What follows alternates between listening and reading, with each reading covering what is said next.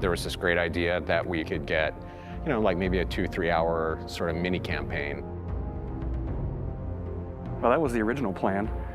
Not quite what happened, but since we pretty much ended up making a full game. The game gets more and more ambitious, and then next thing you know, it's not like anything you've worked on before.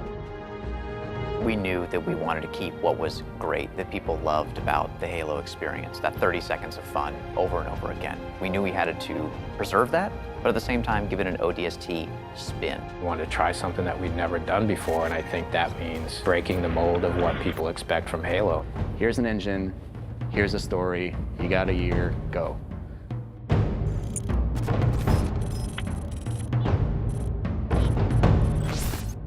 One of the great challenges that we had with ODST was, since we didn't want to be traveling all across the universe in this gigantic space opera, we wanted to really focus on one place.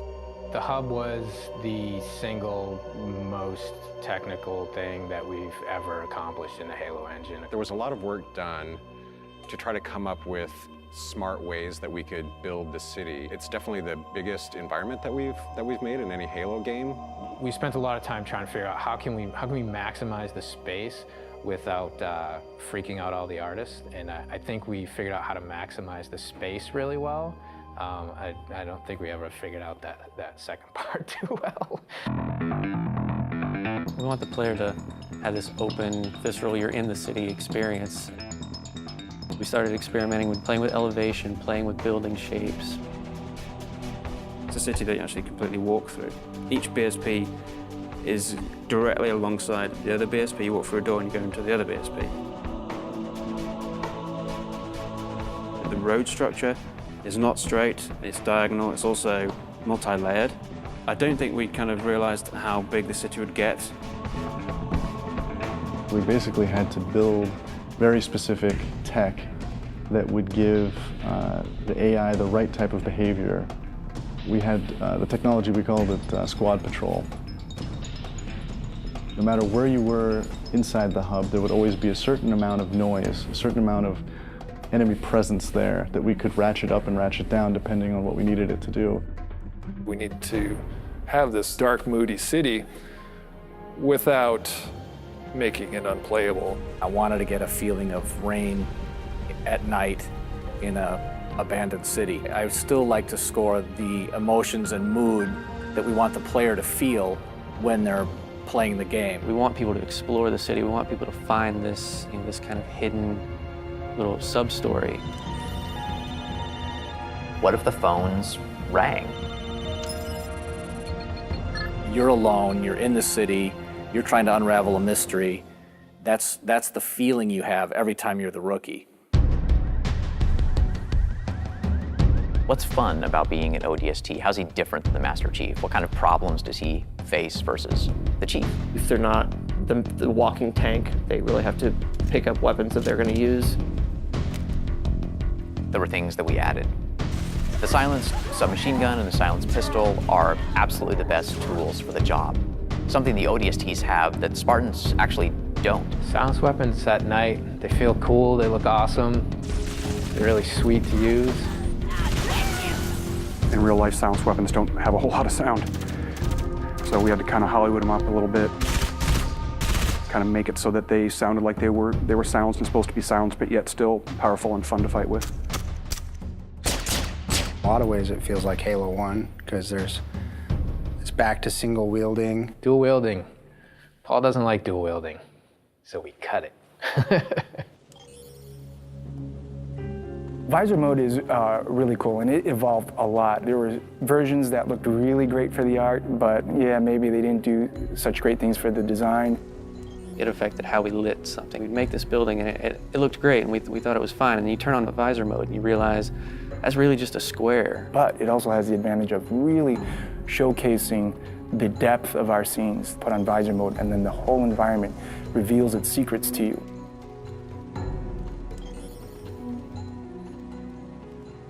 You know what sucks about big cities?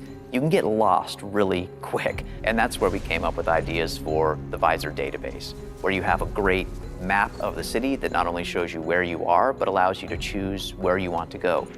If you don't have that tool to help you navigate the city. You're never gonna find the high action flashback scenes, which we were banking on to be the core fun of the game. It's a very simple idea. It was an amazing struggle to get there.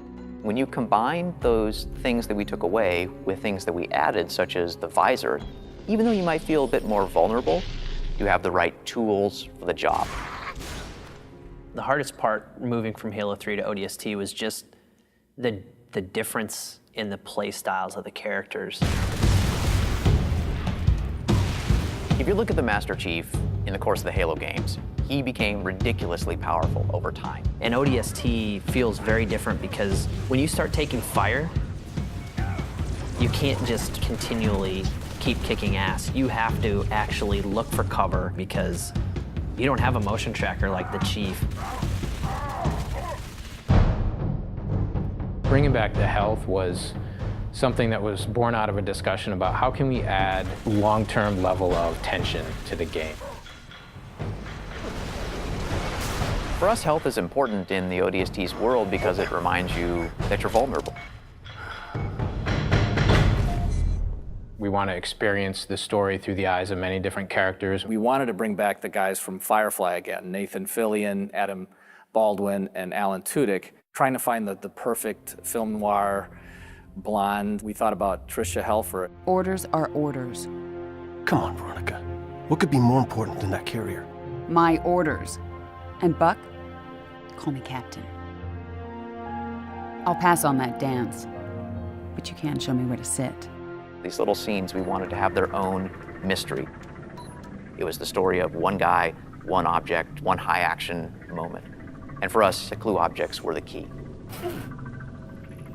Dutch, we need to get above this crap. Link with the B-net. One of our drones must have seen where they hit.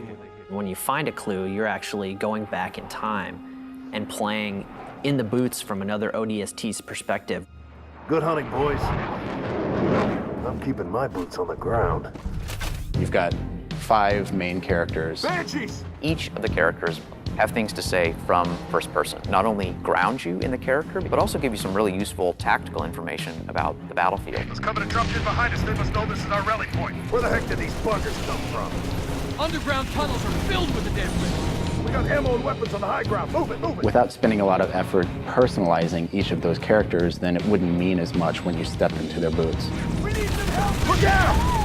Bam, said the lady. So I hope it's the right balance of new and old, that it doesn't come off like we've screwed the pooch on this one. But I do think they will probably walk away from this honestly wanting more.